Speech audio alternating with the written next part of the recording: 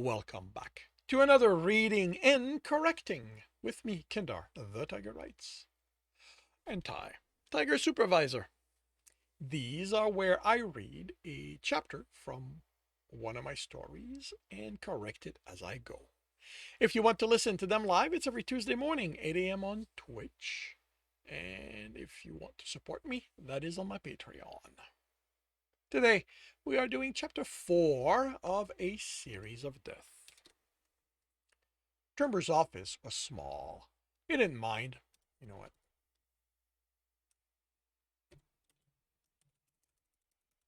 He didn't mind. He never needed much space. Just enough for a desk, computer, and cooler. He used the precinct's lunchroom to reheat his meat. The shelving unit that came with the office. He might do something about it in the future, if he decided this became his permanent place of work. He rested his hand in his hand, the other holding the pad to his ear. Yes, I need you to look through your records and see if you had any tigress living there 4 years ago. He did his best to keep the sigh from escaping. I don't know, the male said. I don't think I can tell you that, even if I look.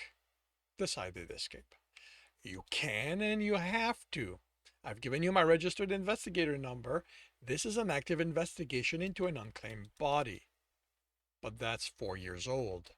There are no statutes for unclaimed body. Information just came up about the one that was found in your area. So I'm looking into all lodging buildings. By law, you are required to keep your records for 10 years. So I need you to go through them and let me know what you find.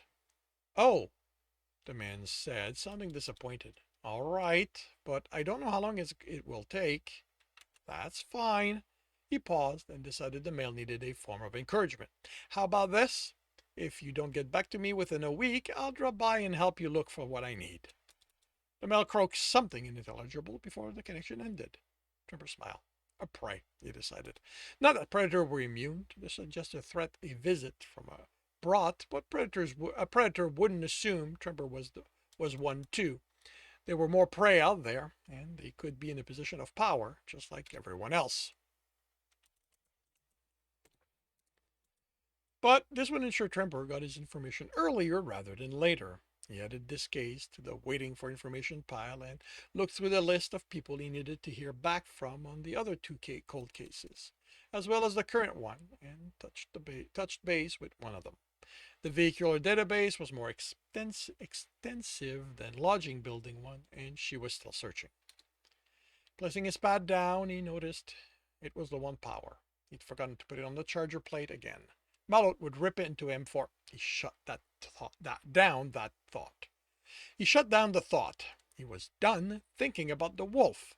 He looked through the desk drawer. He knew there was a charging plate in the office somewhere. He'd seen it when he moved in. He found it on a shelf under papers the previous occupant left and plugged it in. His pad on it, he returned to work. His most recent body had been found within a construction site, and one of the set of tires hadn't matched any of the construction vehicle there. The tracking department hadn't started on his request to identify the thread. It was 58th in the queue. Was this one worth throwing his alright weight around to move it up? There was a knock on the door, and it opened. Sounds of enforcers working, talking, moving about the precinct entered with the uniform hyena.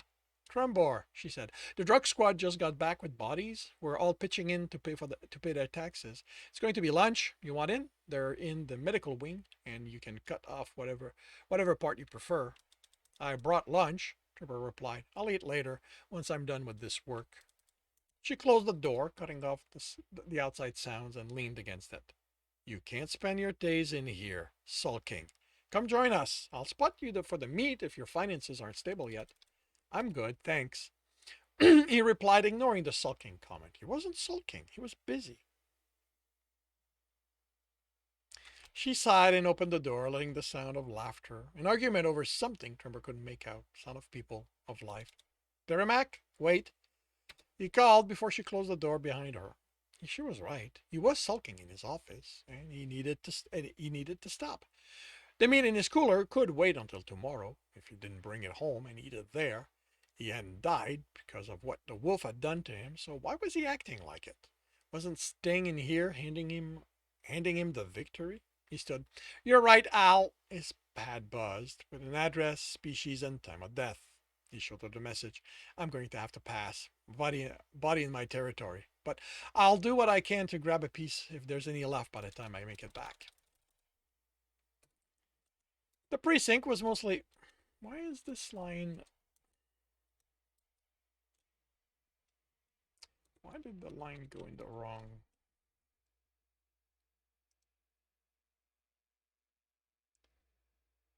Constantina, there you are. The precinct was mostly empty by the time Tremble returned past dinner time. The body had been a middle-aged bull. The witness report said an argument had gotten out of hand, which meant the killer hadn't meant for it to happen and had fled because of it. Fortunately, once Tremble caught them, they'd have to pay. The law didn't care if the death had been on purpose or not. The tax needed to be paid. Officer Goldenmane, deep voice said, catch? Trevor turned around in time to catch the package the tiger lobbed in his direction. Captain! The package was wrapped in what had been an old jacket and smelled of copper and iron. There was a large meal's worth of meat in there, based on the weight. Since you were called out, we decided to wrap some of it for you. You didn't have to. I'm sure one of the others could have made use of it. The tiger smiled. The bodies were nice and big.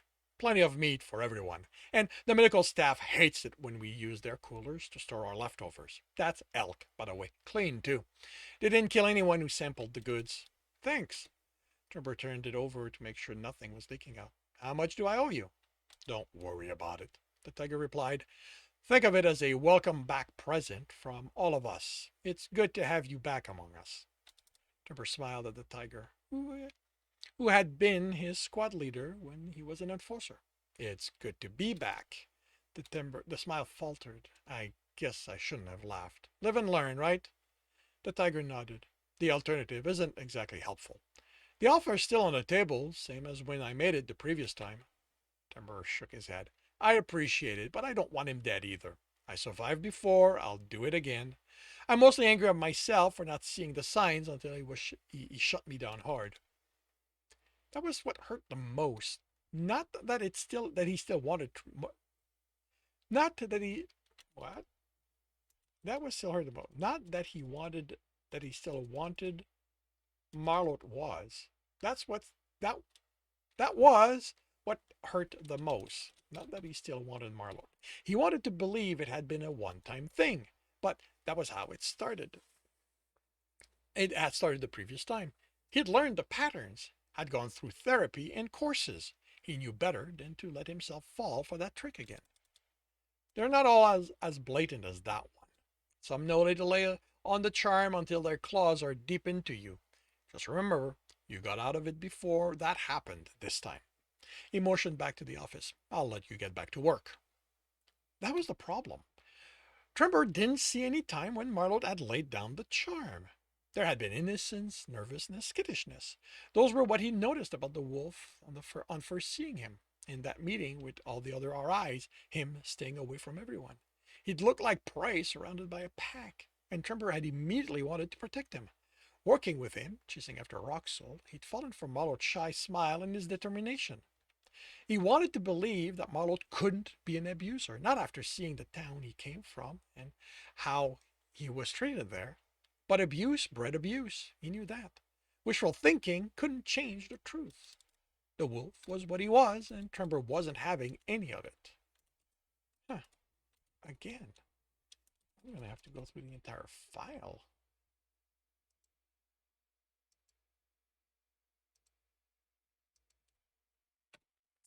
The deer looked lost as Tremor brought him in. He'd been easy to find. A handful of calls while eating, and he had a name and address. As Tremor suspected, the death hadn't been intentional. A disagreement over the latest game of hunt, of all things. Claims one team had cheated, and hormones turned the arguments physical. A shove, a punch, a headbutt, and the bull was down, unmoving, dead. The deer spent the drive to financial holding, pleading hadn't wanted to. He couldn't afford the tax. It would ruin him. Trumbull let him talk, reminding himself it wasn't his job to care. The word the deer had killed the bull, so he had to pay. They'd assign him a financial representative. They would work through the options.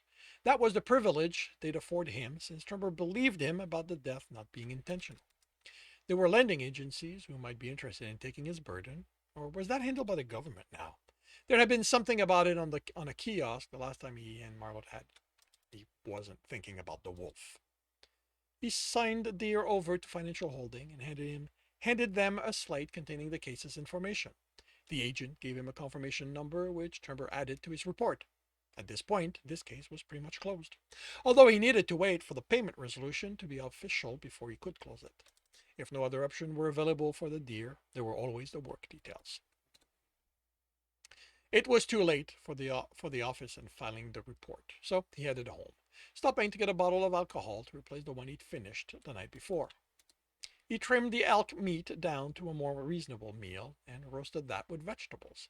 The blood he had, while baking as well as eating, he cut with 2 fingers of alcohol.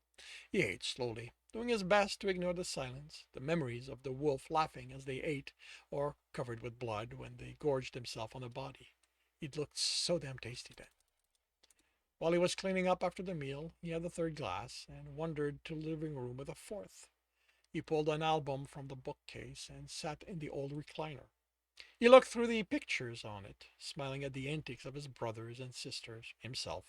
His parents had loved to catch them in the most compromising situation and immortalizing it.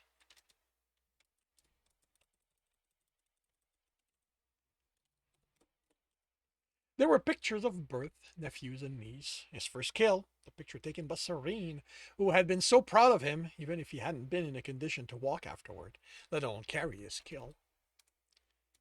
One where he showed off his identification, proclaiming to be of hunting age.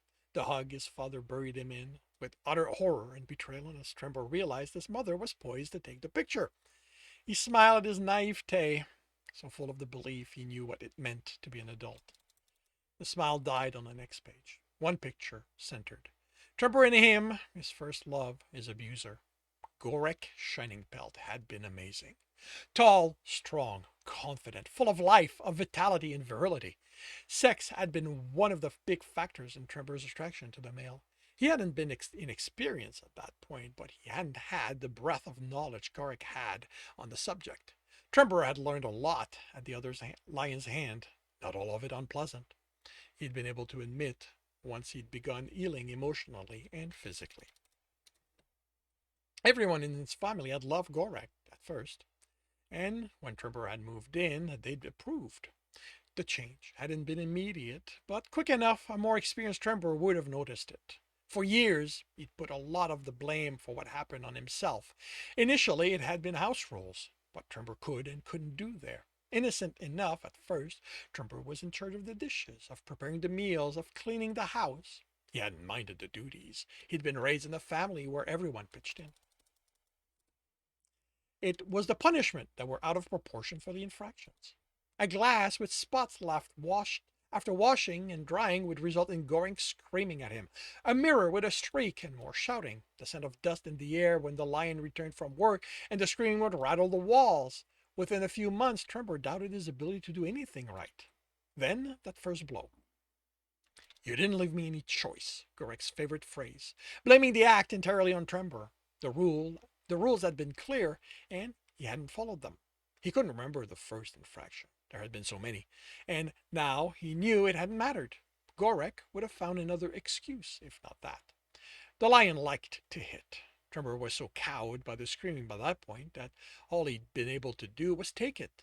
He'd been no more than prey for the other lion, being played with until it came for the kill. Until time came for the kill.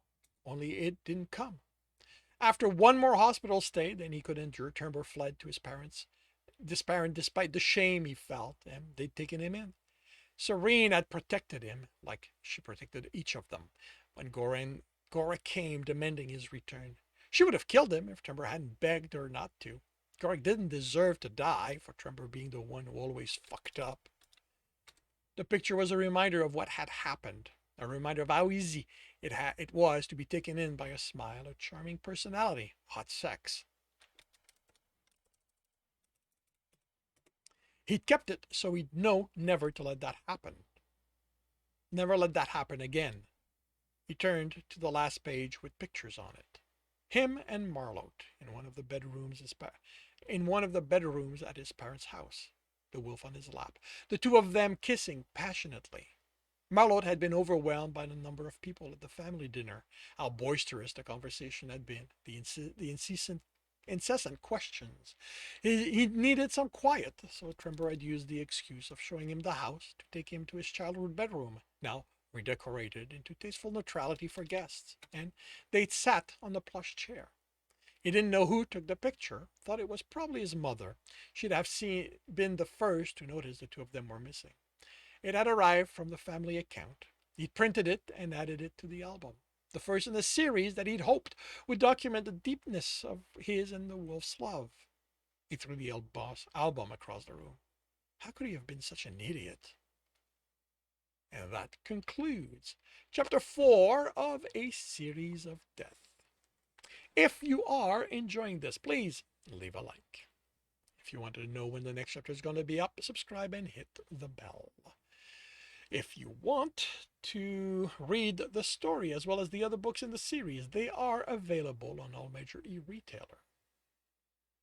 If you want a different way to support me, that's on my Patreon, where you can also get access to just about everything I've written. If you want to listen to these live, it's every Tuesday morning, 8 a.m. on Twitch. The links are in the notes. And with that, I shall wish you a good day.